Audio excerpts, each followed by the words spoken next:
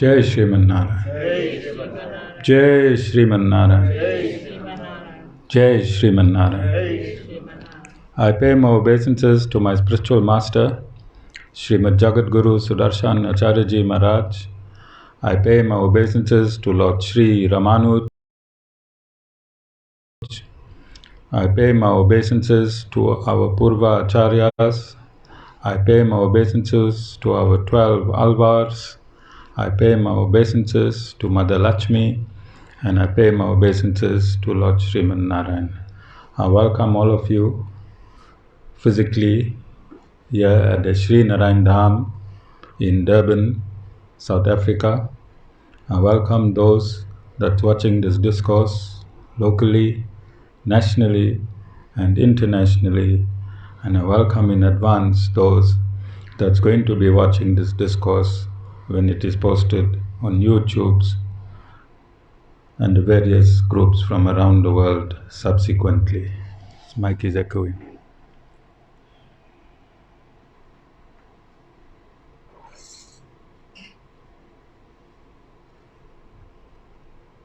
I wish you all a happy and a prosperous 2022. This service or Satsang is going to be entitled, as always, at the beginning of the year, Back to Basics. Back to Basics, because along the way, throughout the year, we forget our foremost reason for attending Satsang. So back to basics, and I often give this example that when a cricketer loses his form, either in bowling or batting, and when he is interviewed later when he regains his form, he always explains in the interview that he went back to basics. And when he went back to basics, he could bat 100 and he can bowl out 5s and 10s. So similarly, the human mind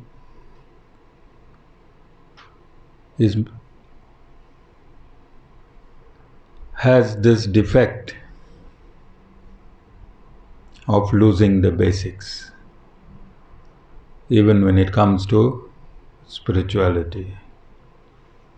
So I'm sure many of you seated here today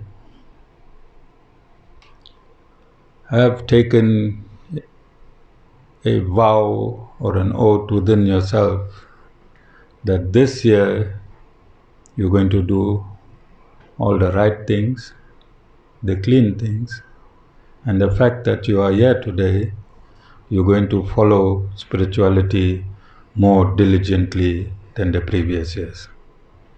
You have made mentally aims and objectives for this year. In December, the smokers would have said, I want to quit in January. The drinkers would have said, I want to quit in January. The gamblers would have said, I want to quit in January. This is a resolution that is born from yourself. It means you know instinctively that you want to evolve. It is computed within you. It comes from your own soul. Nobody tells you this. You know what you are doing is wrong. It is a known factor to you. You don't need anyone to tell you this. And some of you might want to leave, Praveen Bhai, Coke.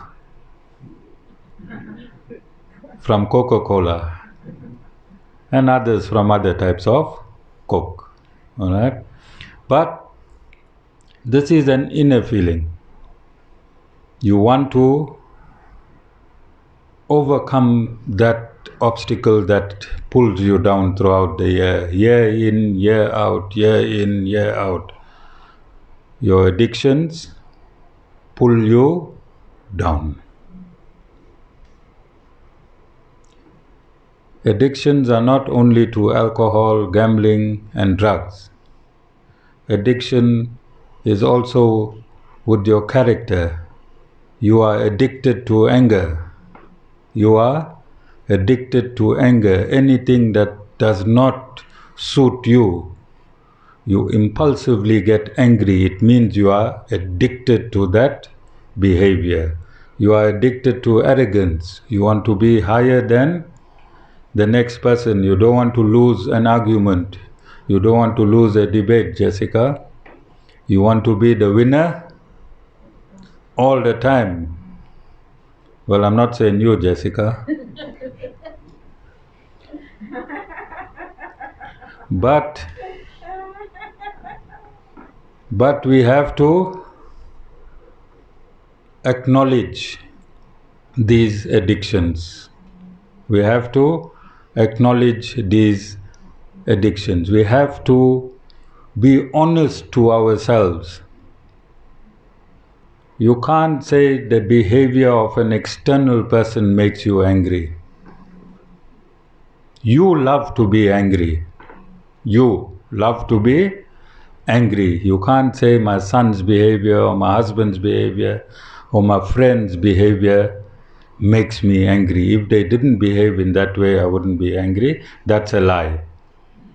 Just like that, you can't say circumstances make you gamble, or circumstances make you drink, or circumstances make you take drugs. You love drinking, you love drugging, and you love gambling. You have to make that truthful situation known to yourself. This is my defect. I use circumstances, I use reasons to satisfy my own deficiency. I love drinking. The taste of drink in my mouth is what I love, and I'll use any excuse to drink. I'll use any excuse to drug. I'll use any excuse to gamble. I'll use any excuse to be angry. I'll use any excuse to be arrogant. These are your addictions. This is what you are addicted to. You have to make this truth known to yourself. Only when you recognize these truths, then can you evolve. Making oaths and taking vows in December for January is useless if you don't acknowledge the absolute truth. And that is why you fail. February, you're back in a hole. February, back in a hole because you didn't take the truth. You denied the truth. Only the absolute truth can allow you to evolve. All of you understand? So this is why we go back to basics. At the beginning of the year, we go back to basics, and we need to understand why we come to Satsang. This specific Satsang is held on the auspices of Sanatan Dharma. This Satsang today is held on the auspices of Sanatan Dharma, which is mistaken as Hinduism. There is no religion called Hindu or Hinduism. It is a geographical reference that Muslims on one side of the Sindhu river called those living across the river, called them, they could not pronounce the S, so they called them Hindus. Across the river, and this Hinduism became a culture, not a religion. The law aspect of those living across the river is called Sanatan Dharma, and every law has a reference, and this law is referenced in what we call scriptures. This law is referenced in what we call scriptures. These scriptures are popularly known as the Vedas. These scriptures are popularly known as the Vedas. It is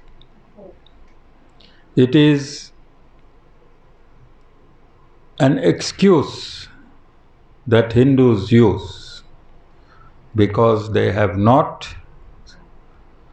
been privy to studying the Vedas. They'll tell you, my parents have been doing this for so long and I'm going to continue doing this. Why must I change now? That is the mindset of a Hindu. That is the general mindset of a Hindu. They will duck behind their parents, they will duck behind tradition, and they will duck behind culture because the law is a bit difficult to navigate. It is the same Hindus who become Christians or Muslims, then you would have noticed that they become very, very conversant to the Bible or the Quran. And this brings me, I think 3 weeks ago, Jessica, we attended Bishop Julie's ceremony where she was awarded a doctorate. Dana, you was there? So everyone besides Satish Bhai, but he was outside. Jessica was there, Sita was there, Hemita was there, and Dhana was there. Alright? And they are very old members of Sri Narayan Dham. But I saw them in natural ecstasy. We were all sitting at a table, and when that bishop was singing the hymns, I saw Hemita, all these names that I'm mentioning, they were saying, yes, yes. And today I wanted to see that same vigor in the bhajans, but I didn't see it. You understand? Well, Hemita is blooming, so she has to be steady. Maybe she'll be excused. But I didn't see Dana. Yes. I didn't see Jessica. Yes. I didn't see Sita. Yes. I saw them caught up in the hymn, and they went deep into the hymns. There was a great vibration, because that is how you show your outpouring of love to God. Islam, same story. But when you are here, then you just want to, Jai Bhai, fold your arms and let the Guru do everything. Alright? Let the Guru do everything. You just want to sit here. This same service, these same bhajans that we sang, if it was sung in a church, there would have been a reverberation and a vibration, because it gets into you. Mosque, same story. But here, in a satsang, Body is here, mind is where? Mind is far away, body is here. So at the beginning of the year, I'm bringing you back to basics. We need your body to be here, your mind to be here, and your soul to be here. This is what you take out of Christianity and Islam and Judaism. There is a unified, that consciousness of that service is unified because all are on one page. All the congregants are on one page. In a Hindu satsang, there are many pages. There are many pages, and we don't want to come together in one page. And that is why the consciousness is individual. It is not congregational. You understand? It is individual. Half the time you want to analyze the Guru. Half the time you're sitting there analyzing the Guru. Hey, what the Guru knows. My granny taught me this. My grandfather taught me this. Our temple Pandit taught me this. The Guru is talking bull. So if you come with that understanding, then the Guru's message won't sink into you. Guru's message won't sink into you. Take for instance, you want to go study law. You go to university, you're there in the auditorium, your law professor is busy reading and teaching you law. Whilst he's teaching you law, if you say, this professor is talking bull, I know that. Oh, I learned that from my attorney, and my attorney told me that law. What did you take in? What is your consciousness? Because you and the professor have to be on the same page for you to assimilate the subject that he is teaching. To assimilate the subject that he is teaching. So here in South Africa, South African Hindus have invented their own systems. Their own systems. How do we know which is the right system? How would we know which is the right system?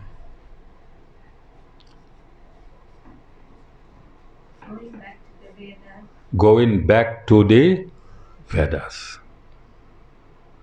The Vedas is the eternal law, and by going back to the Vedas, you can see whether your parents were right and your parents were wrong, whether your grandparents were right or your grandparents were wrong. It doesn't mean to say they were your parents, they are right. Your parents have no qualification to be spiritual leaders. They have qualification only to be your parents. They have qualification only to be your parents. They do not have qualification to be spiritual masters. To be spiritual masters, there's austerities and penances which you have to undergo for thousands of years. To sit here today where I am seated, my qualification didn't come in the few years I opened this ashram. My qualification is hundreds and hundreds of years of austerities and penances so that I can qualify and sit today on this Vyasasana. Sitting on the Vyasasana is an esteemed position because I am interfacing with the compiler of the Vedas. Veda, Vyas. I am interfacing, I am in the consciousness of Sri Veda Vyas. And this is why freehand I can give you a discourse based in the absolute Vedas. Free hand because I am sitting in the consciousness of the compiler of the Vedas. And this is what the compiler of the Vedas has compiled, and I want to read it to you. This is what the compiler of the Vedas has compiled. And Srila Veda Vyas is a manifestation of the Supreme Personality of Godhead. Srila Veda Vyas is a manifestation of the Supreme Personality of Godhead, Lord Sriman Narayan. And Lord Narayan has manifested to compile the Vedas. Why? So that there is absolutely no mistake. If God compiles the Vedas, there is no debate. God compiles the Vedas, there is no debate. This universe that we're living in, is it a spiritual universe or a scientific universe?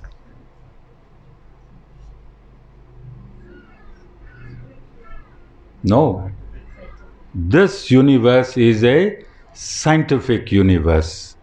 Vaikunt is a spiritual universe. We need to leave the scientific universe at the end of our life and traverse to the spiritual universe. So science, what do you know of science, Jaybai? It's absolute.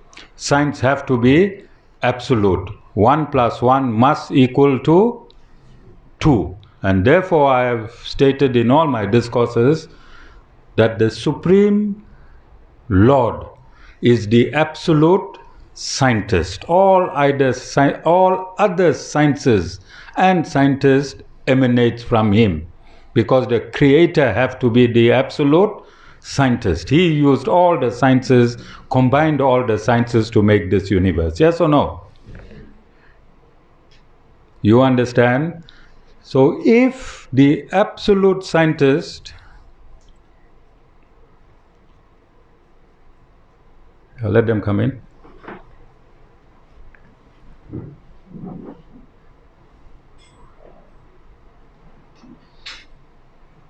If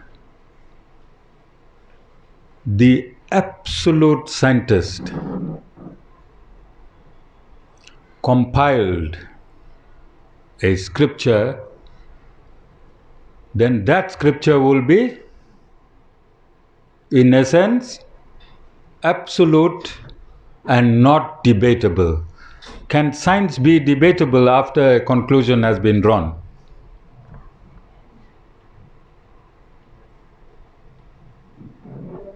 We need to use logic.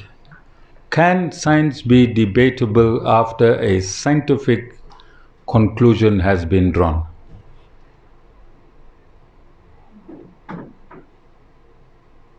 No. No. We know the speed of light.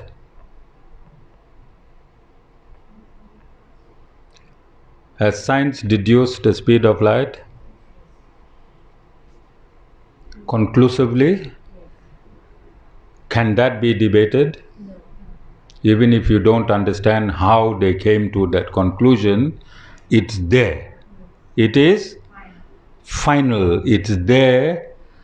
You may not understand the mathematical equation. You might not understand the story. How they came to this conclusion does not mean it's not true. What you understand and don't understand does not mean what is true and not true. In the Quran, in the Torah, in the Bible, and in the Vedas, there are many stories that are given that does not make sense to you today. You cannot dismiss it as a myth, because in all the scriptures, saints, sages, prophets, they gave you an injunction either directly or symbolically or in a story form. that story may not be true. The story may not be true, but the conclusion of the story will be an injunction. You understand? So they use three forms, and you are not qualified at this point in time to know whether it was symbolic, whether it was story form, or whether it was scientific. This is why you submit to your religion and the spiritual leader of that religion. Similarly, like how you submit to your university and the faculties of that university. When you register in a university, when you pay your admission fees, when you choose your modules and your subjects, it means you have surrendered and submitted to those categories. If you study in law, history, and biology, that means in essence you have surrendered yourself and submitted yourself to these departments personified by those lecturers. Yes or no? Yes? But you find it difficult to submit to your guru, who's an expert qualified by a system.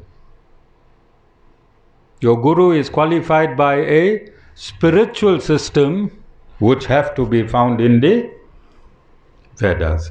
If a guru can't be found in the Vedas, you must dismiss him. So we have the ABC to spirituality in Sanatan Dharma. What is the A? What is the A? Accept a bona fide spiritual master after due diligence. After due diligence. Who performs the due diligence? You, not the guru.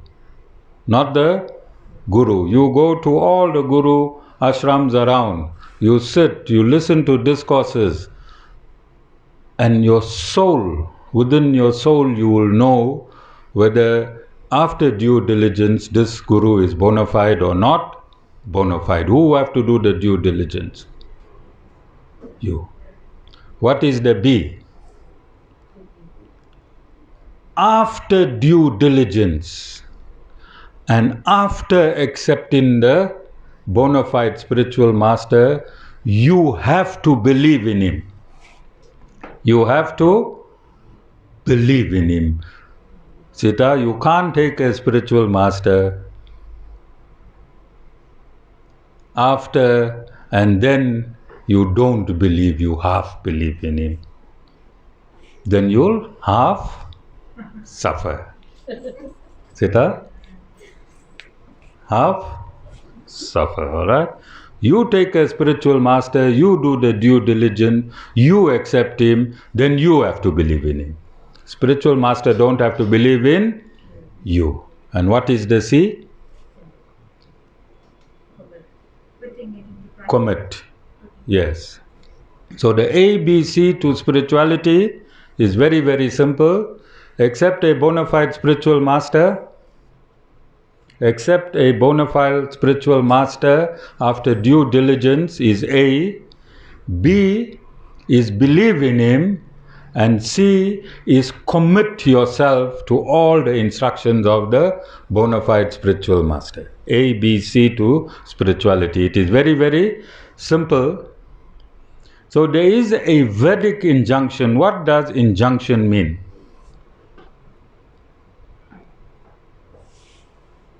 What does injunction mean, Jessica?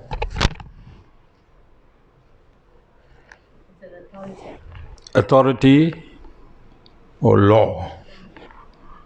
That through the grace of God, through the grace of God, you get a guru. And through the grace of Guru, you get God. Please explain. This is a Vedic injunction.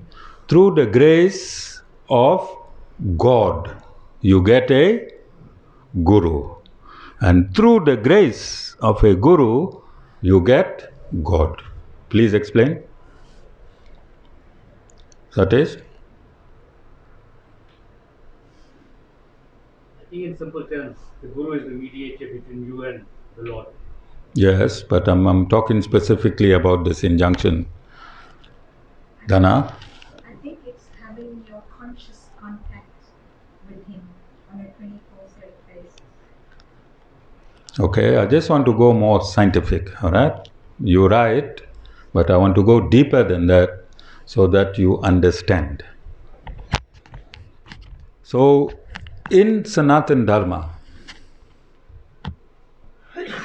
it is stated, and I'm on this topic of creation, it is stated that prior to creation, all the souls are latent in the Supreme Lord. Prior to creation, all the souls are latent in the Supreme Lord. What does that mean?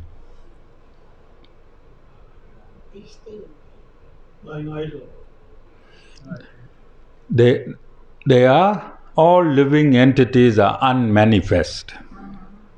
All living entities are unmanifest within the body of the Supreme Lord. Within the body of the Supreme Lord. Like a child is unmanifest within the womb of its mother, and when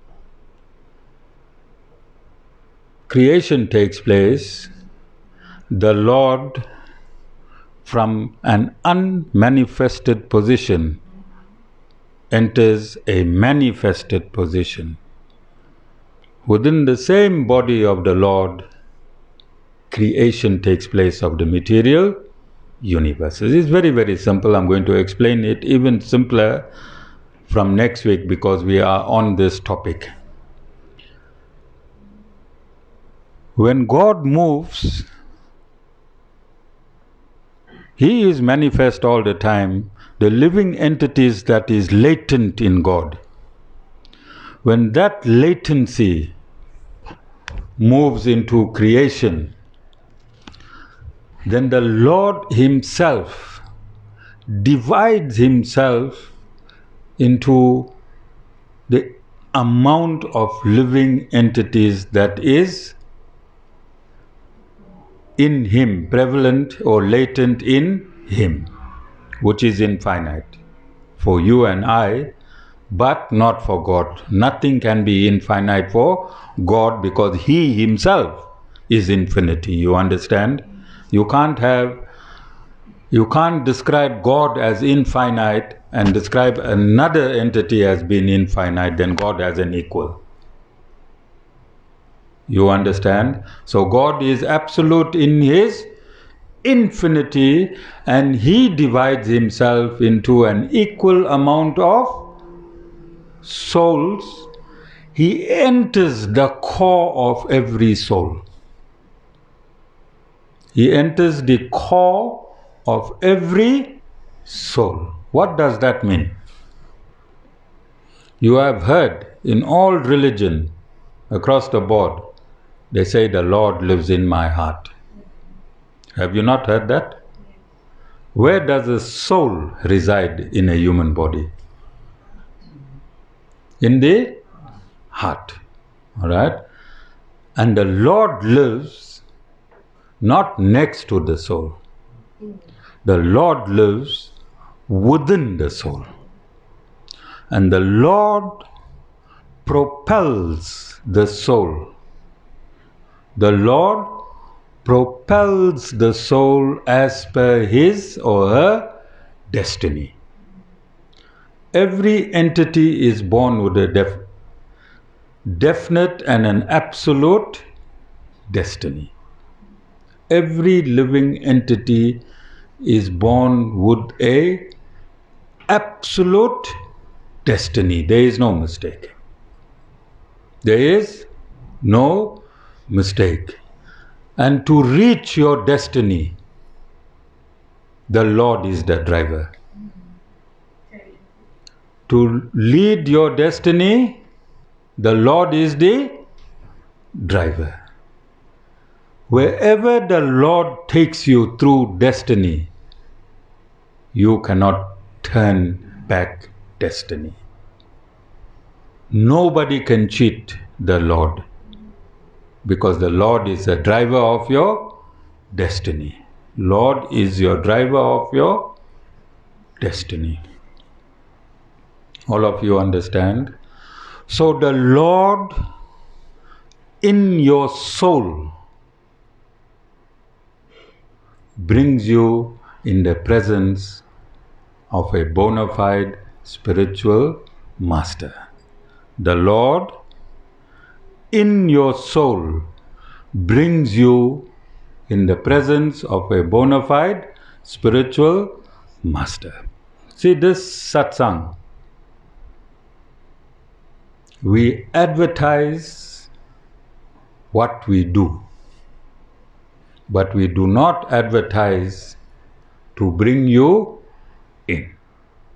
This satsang is live today, so we are advertising our service, but we are not advertising for people to come to this satsang.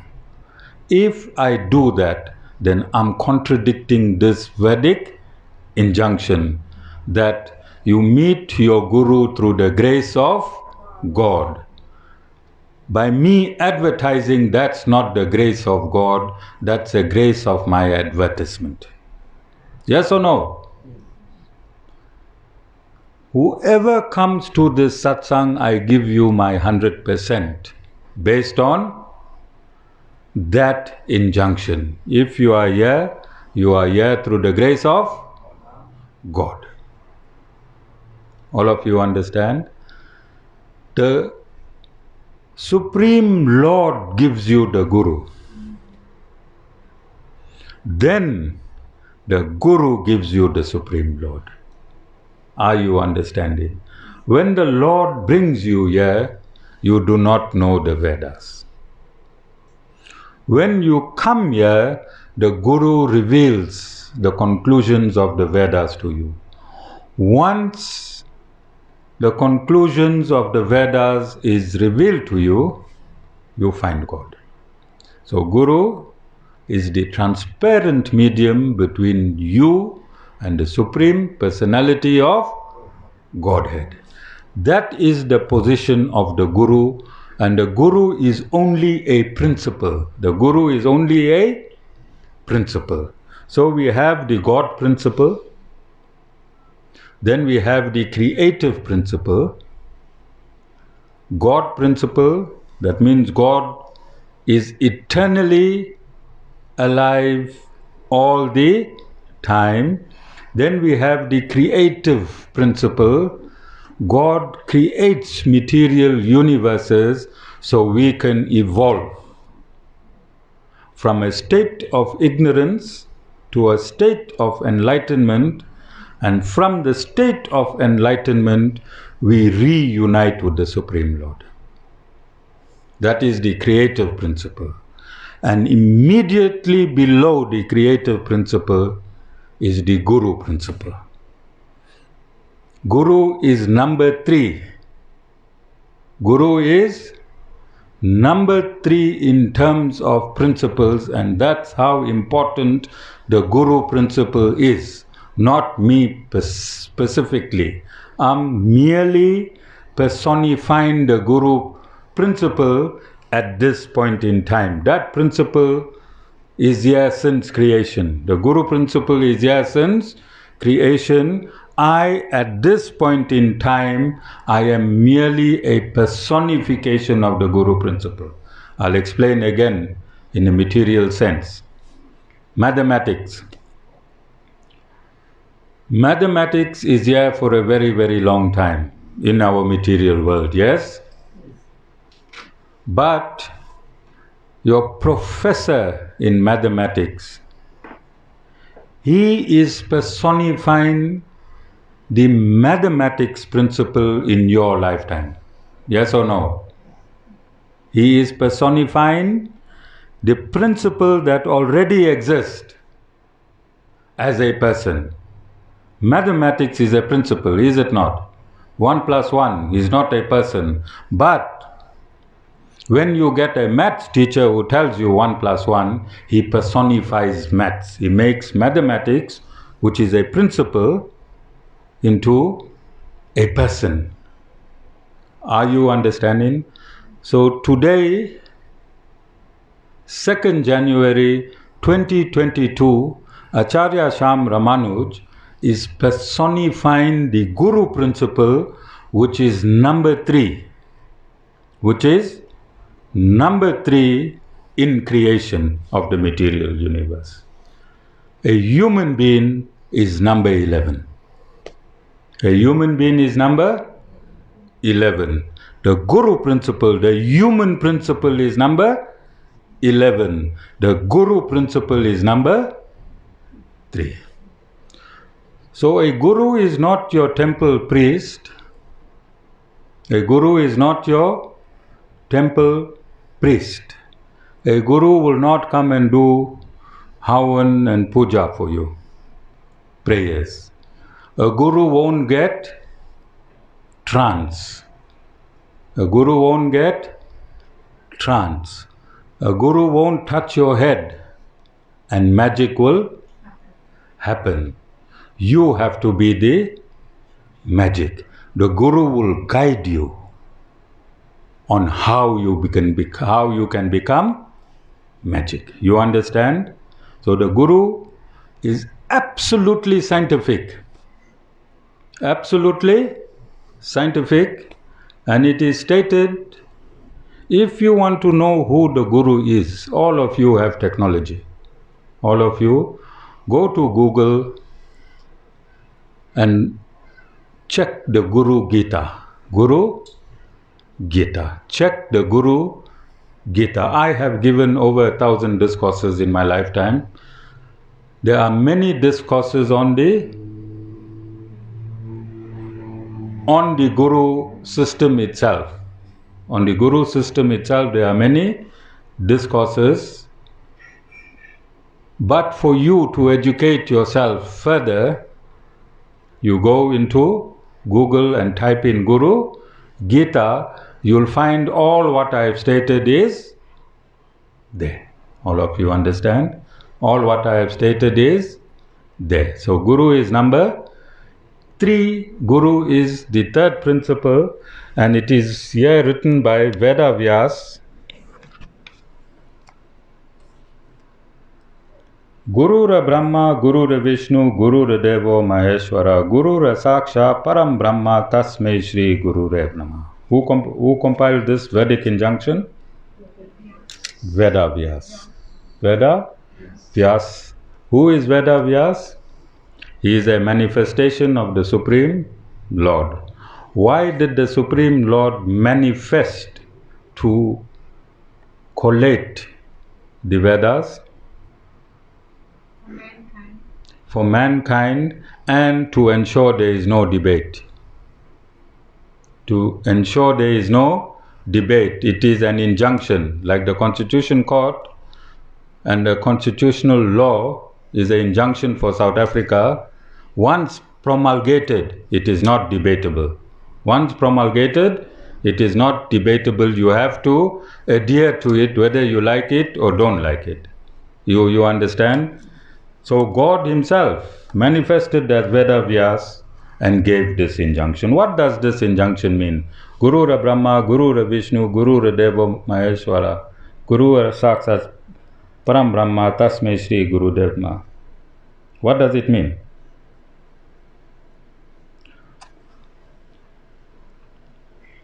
Gurur Brahma. Who is Brahma? Lord Brahma is the creator of this universe. Guru Vishnu. Who is Vishnu? Preserver. Preserver and maintainer of the universe. Gurura Devo Maheshwara. Who is Maheshwara? The dissolver. The dissolver. Then they got Gurura Saksha Param Brahma Tasmai Shri Gururev Namaha.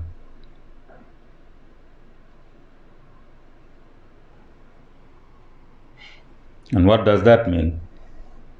Guru is verily the Supreme Absolute. To that Guru I prostrate. Who is saying this? Vyasa. Yes. And who is he? Lord Himself. So the Lord is saying, Guru is Brahma, Guru is Vishnu, Guru is Shiva, and Guru is verily the Supreme Absolute. To that Guru we prostrate.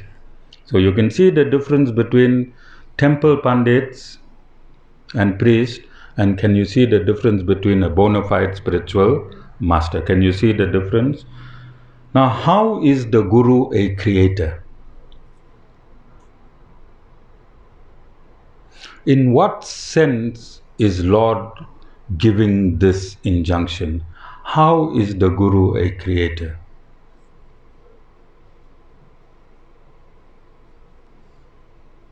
Jay, when you came to this satsang, your mind, in what manifested state was your mind? It was in a turmoil. So when you take a turmoil and you subside it, is that not creation? So the Guru takes a tumultuous mind, a mind that is not in understanding,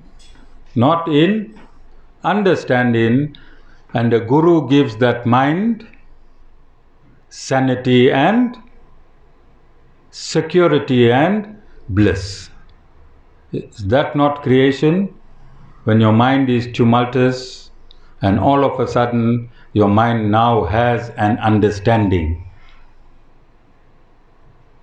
Then when you constantly come to satsang, the Guru is maintaining your mind. Has your mind been maintained, Jaibai? Yes. You've been through many trials and tribulations in the time you are here. How long you are here? 2 years now.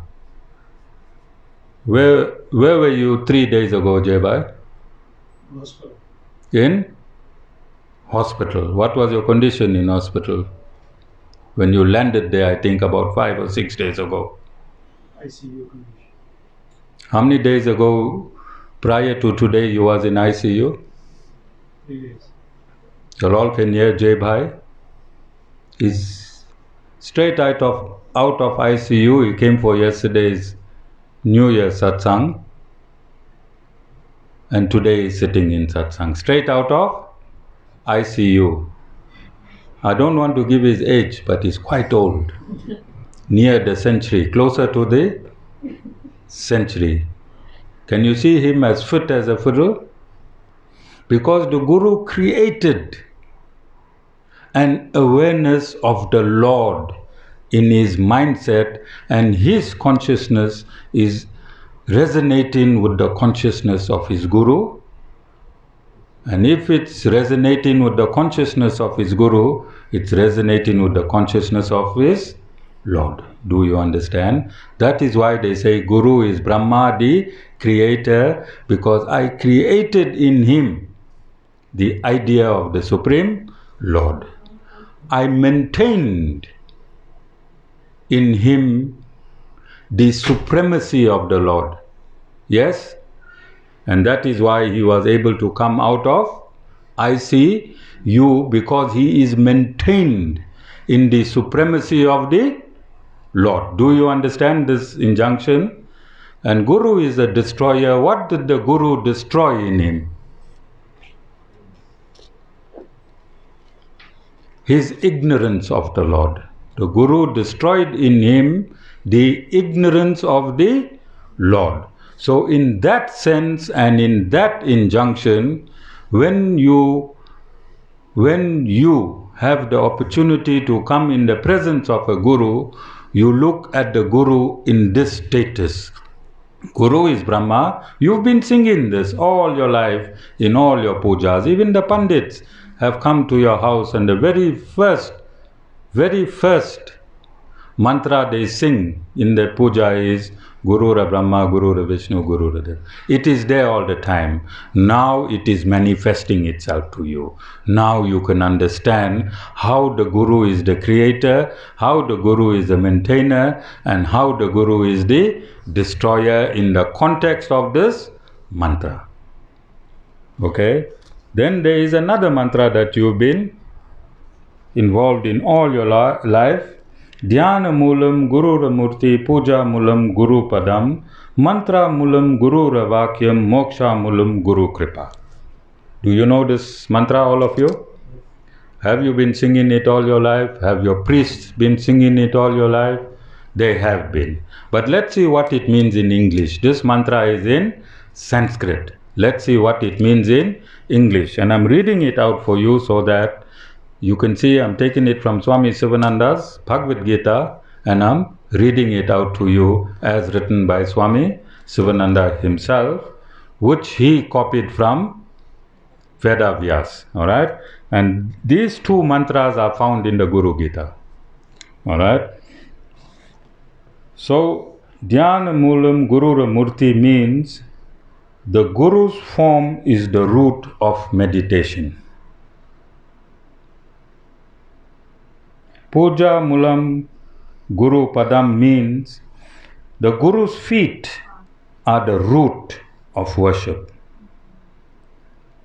Mantra Mulam Guru Vakya means the Guru's word is the root of mantra, comma.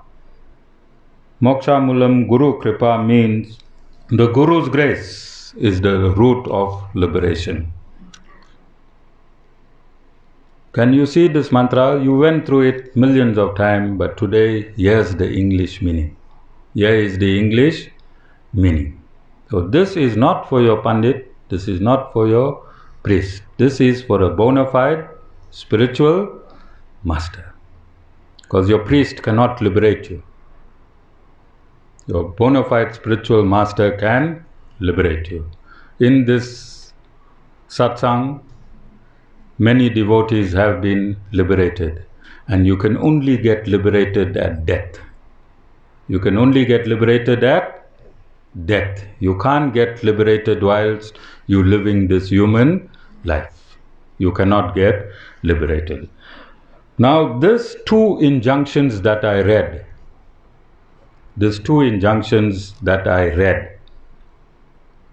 who must follow it first to teach mankind?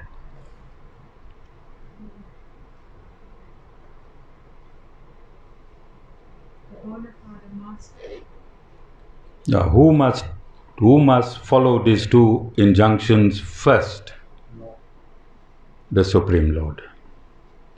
The Lord made these injunctions. He expounded it. So 2 million years ago in the recent past, in the very recent past, how many million years ago?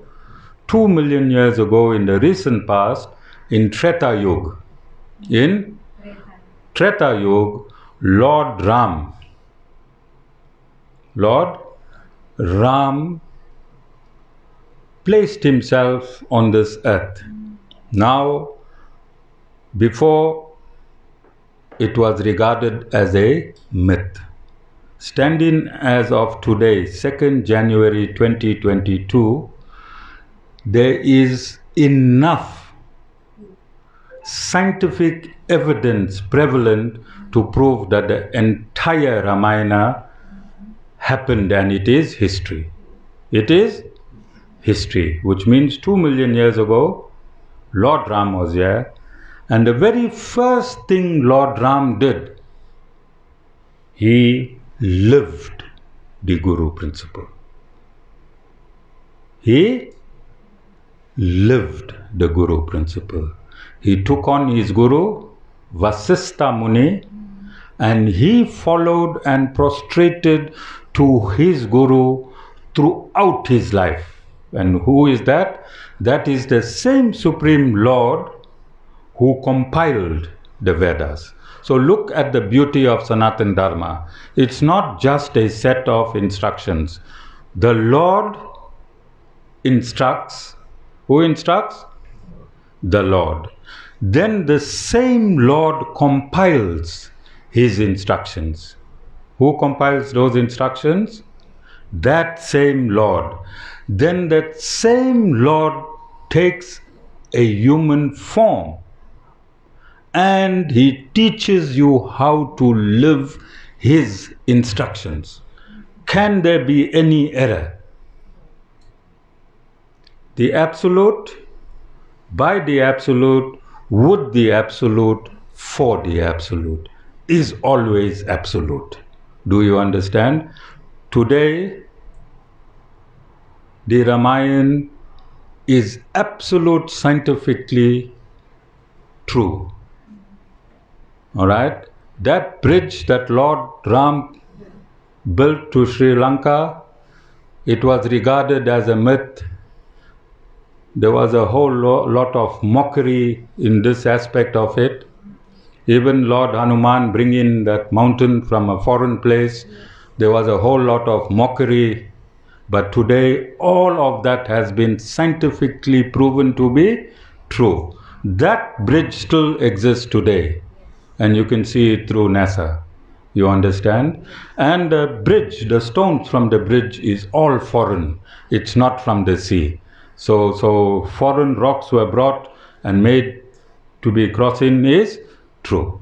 That is number one. So these two mantras, God Himself came on earth and followed the mantras which He expounded. Then 5,000 years ago, again the Lord incarnated as Lord Sri Krishna. Again the Lord took on his Guru Sandipan Muni, and again the Mahabharata, throughout the Mahabharata, Lord Sri Krishna follows his Guru absolutely. Lord Sri Krishna follows his Guru absolutely. I want you to understand, to say, the Guru principle, so that when some other people transgress, you have more information to put them in line. And for those of you that do not know, Tutsi Francis is from the South African Outreach Program, but she is practicing Christianity. She is practicing Christianity. There are many Christians here today, seated here amongst. Okay? So we're not making one religion superior to another religion, but today for those of you that say you are Hindus, then you have to learn this aspect of Hinduism. And the Guru is often misunderstood. Okay, so Lord Sri Krishna in the entire Mahabharata followed this Guru principle himself. Who? The Lord. The Lord. Okay. And lastly, what does worship mean? And what does venerate mean? What does worship mean and what does venerate mean? Chaiba, you want to take a sita? You want to check there?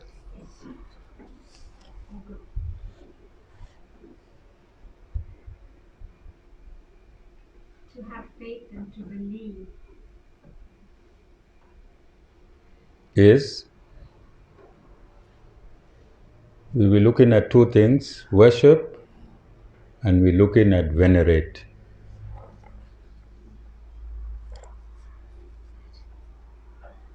Sita, what you found? I found venerate. Yeah, what venerate means? Venerate means regard. It's a verb, firstly. Regard with great respect, revere. The Philip of Beverley was venerated as a saint. Okay, so it means regard with great respect. What does worship mean?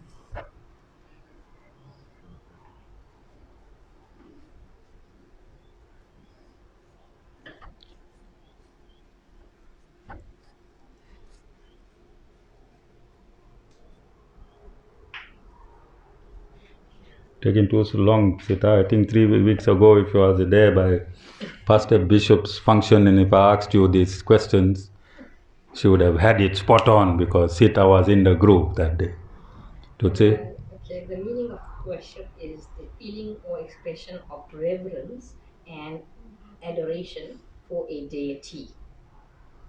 you all heard? Basically, to sing the praises. Worship is a feeling. A feeling, not a ritual. Not a ritual, it's a feeling. It's a feeling. Veneration is a feeling of respect. Respecting and adoring. And I want to give you an example here for those. Yes, Papi? Can I just ask a question? When you say this, it's like that bhajan that we sang when it is, and you when you sang or when we sang that feeling. That feeling. It's about that feeling. Is that what you talk Yes, I'm talking about the feeling that worship is a feeling invoked within you. And I'm going to go further than the English dictionary meaning. Feeling is an outpouring of your love and your devotion. Worship is the outpouring of your love and your devotion. Outpouring means it has an inner source, an inner root. From that root, it must germinate and grow. You understand? So I see amongst my older devotees, even Satish Bhai, he'll jump off his car and he'll see me, how's it Guruji, how's Guru, and run to Lord Narayan. In the front. He sees his Guru there. How's the Guru? Narayan Guru, but he runs to Lord Narayan and many other devotees. Alright? How is Guruji? And run to Lord Narayan. So I said, this year I want to teach you the right way. Teach you the right way. You run to your Guru first. You run to your Guru first.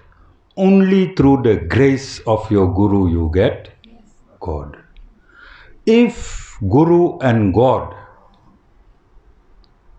enters your room in your dream one night, it can happen. If you are sincere, Guru and God will come together. Who must you greet first? And this is a Vedic injunction. You must greet your Guru first, Satish Bhai. Run to your Guru first. You can take a cool walk to Lord Narayan, no problem. Run to your Guru first. Alright? I'm teaching. I didn't want to make the Guru principle more important than teaching, but there comes a time when we have to do these things the right way. Like it is stated that Lord Narayan or Lord Vishnu is the Supreme Lord. No deity must be placed above or even on the same level. Yes or no? Yes. How many of you know of the Vishnu temple in Unit 7? Tutsi, you know of the Vishnu temple Unit 7, opposite that fish tank you told me? Yes. Alright.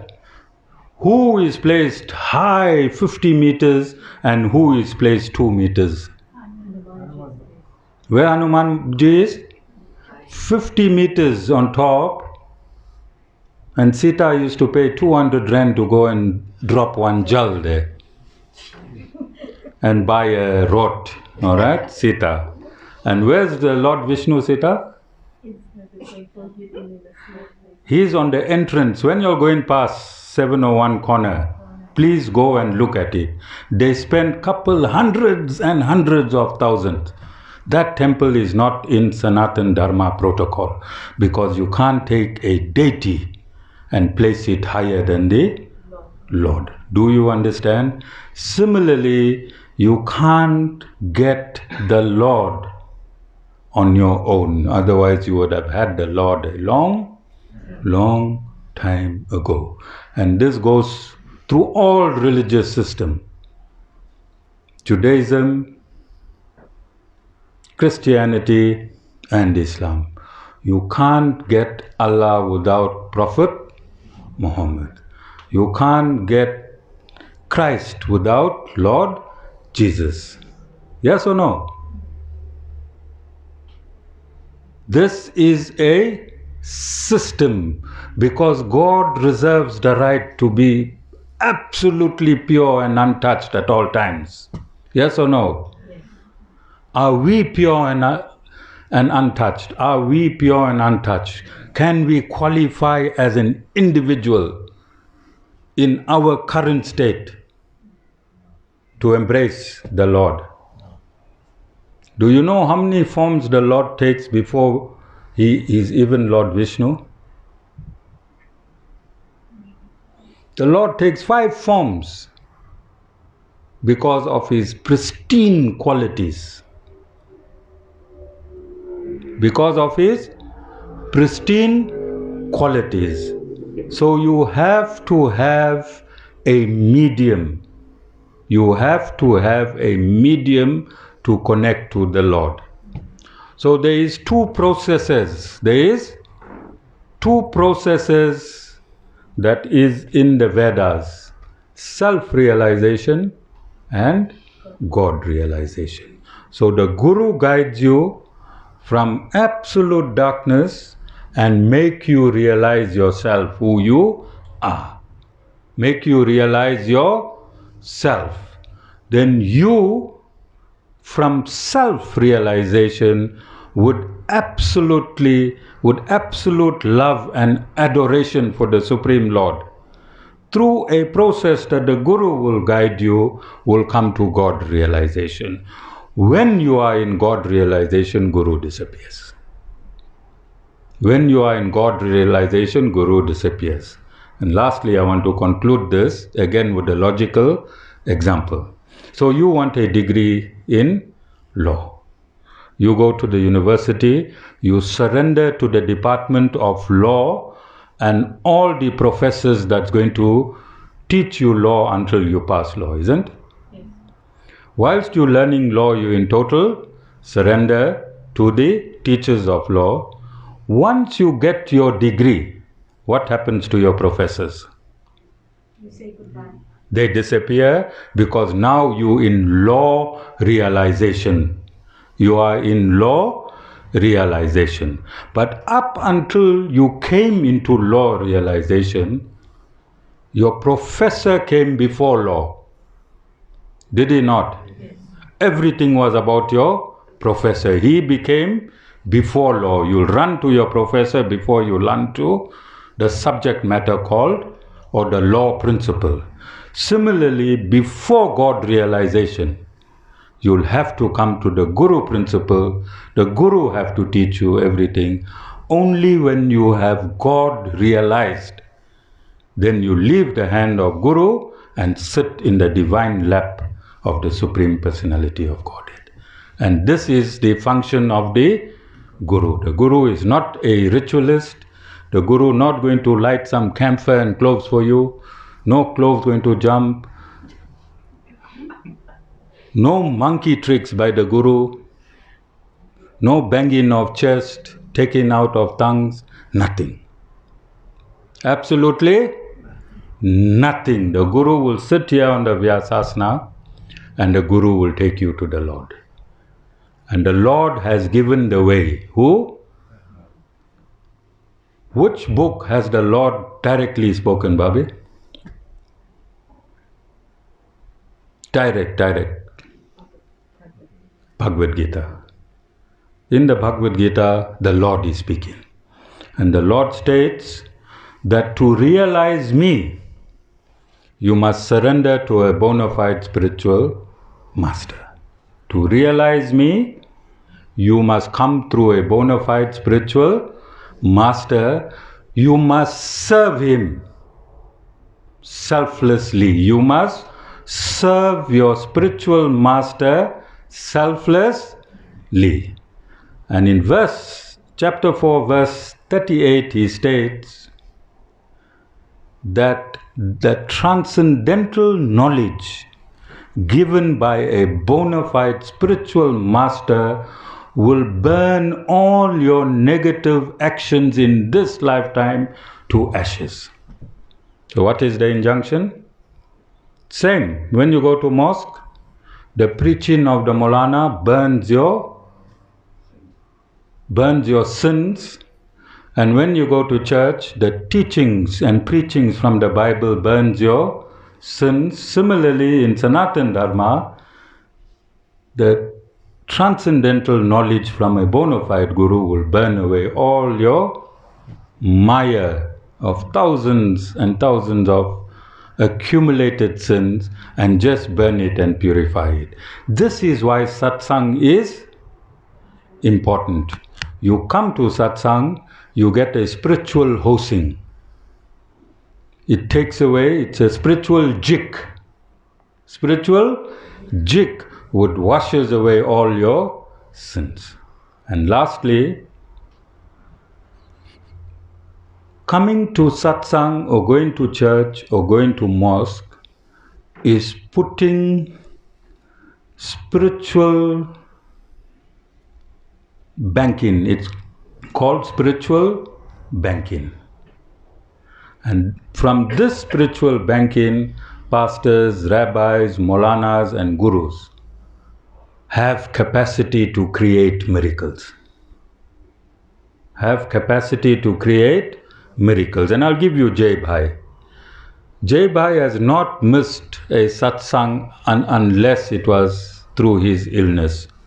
And I think it was only once Khatija took him away from satsang, Jai Bhai, which is okay for 2 years. Which is okay for 2 years. But when he was in ICU, when I came here by Lord Narayan, I had enough spiritual merits to take him out of ICU in 3 days. It's as if he was never in ICU. Look at him, and he's quite advanced in age. Jeba, you don't mind we looking at you? The world needs to look at you. Testimonies are important for God. You showing how absolute the Lord is and not the Guru. So Jai comes to satsangs, he's here all the time, and when he needed the ashram, I didn't have a great negotiation with Lord Sriman Narayan. All I did was dial him and send him Jai Bhai's merits. You understand? Dial him Praveen Bhai and send him Jai Bhai's merits. And Lord Narayan did the rest as he is seated here today. So if you come to service, if you go to church, if you go to mosque regularly, if you come to satsang regularly, and if you have a problem, I'm asking you if it makes sense. Is it logical? If you have a problem, when the Guru connects to his superiors, there is absolutely no hindrance in fixing any part. Any part. We have cured cancer in this satsang. We have cured a whole lot of incurable illnesses in this satsang. Go on my face page, and I've done it on Facebook Live here and overseas. We also did this in overseas.